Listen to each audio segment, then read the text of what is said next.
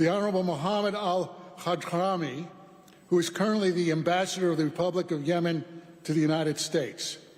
Before that, the Ambassador was appointed Minister of Foreign Affairs of Yemen in September of 2019. Mr. Ambassador, your country has suffered on the front lines against the axis of resistance and evil more than most Americans can appreciate. The Houthi rebels have done everything possible to virtually destroy the freedom of the seas and the freedom of the Yemeni people. We welcome you to the stage.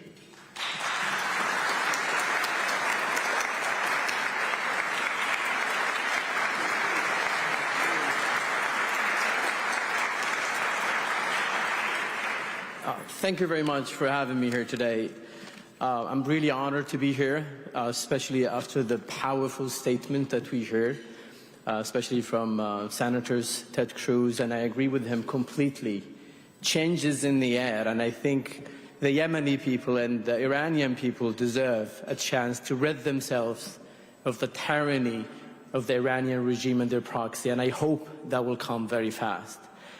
I am honored to address you today on behalf of Yemen, a nation striving for peace despite enduring profound challenges and a decade of conflict exacerbated by the Iranian regime, relentless ambition to dominate the region. Yemen's suffering is not merely a tragedy. It is the deliberate result of Iran's support for chaos and regional instability. For more than 10 years, Iran has financed and armed the Houthi terrorist group, providing them with lethal weapons to destabilize Yemen and threaten international shipping lane in the Red Sea. Tragically, Iran's support has enabled the Houthis to become a menace not only to Yemen, but to the region and the world. The Red Sea is a critical commercial shipping corridor that handles 10% of global trade and over 30% of annual cargo shipping. The U.S. alone spends so much in the billions defending attacks that the Iranian regimes spend so little on. The Houthis must be stopped, and Yemenis can stop them. We have the resolve, manpower to counter the Houthis and the Iranian threat in Yemen and the Red Sea, but we cannot do it alone. We need your support. While the Houthis receive free oil and gas from Iran, they, using Iranian weapons, have crippled Yemen's ability to export our own resources, hindering our government's capacity to pay salaries, provide services, or mount an effective counteroffensive. This can change with the U.S. support. Yemenis have the determination and ability to defeat the Houthis, restore state institutions, and bring peace to our nation. And a new U.S. strategy is critical to help us do just that. We deeply appreciate the United States support politically and in a humanitarian aspect. The U.S. is among the biggest and largest humanitarian donors for us, and we thank them for their generosity. However, a new approach to addressing the Houthis' threat is urgently needed. The Houthis are not inherently powerful.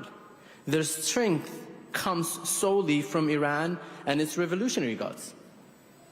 With the right strategy, this support can be neutralized. I propose 3 measures for the new U.S. policy on this aspect. First, designating the Houthis as a foreign terrorist organization. This step, similar to the designations of Hezbollah and the IRGC, would send a strong message that their actions, terrorizing civilians, targeting maritime security, and destabilizing the regions, are unacceptable.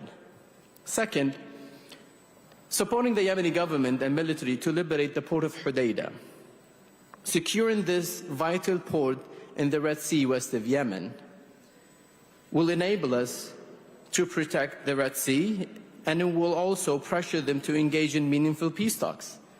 It would cut the support of Iran to Yemen. It's just as simple as that. And it's not going to cost much for us, Yemenis, and the military to liberate Hodeidah. We were about this close to do it in 2018, but we were stopped by the international community. I think it's time that we liberate that port. Third, targeting Houthi leadership to dismantle their command structure. This has to happen. Holding militia leaders accountable for their atrocities will weaken their operations and disrupt their ability to act with impunity. These measures will enhance the security of the Red Sea, save the taxpayers in this country a lot of money, hold the Houthis accountable for their actions, and provide the leverage necessary to bring them to the negotiating table, paving the way for enduring peace in Yemen. I'm afraid this is the only way. Diplomacy alone does not work with the Iranian regimes and their proxies. We have tried it for so many years. Peace through strength works.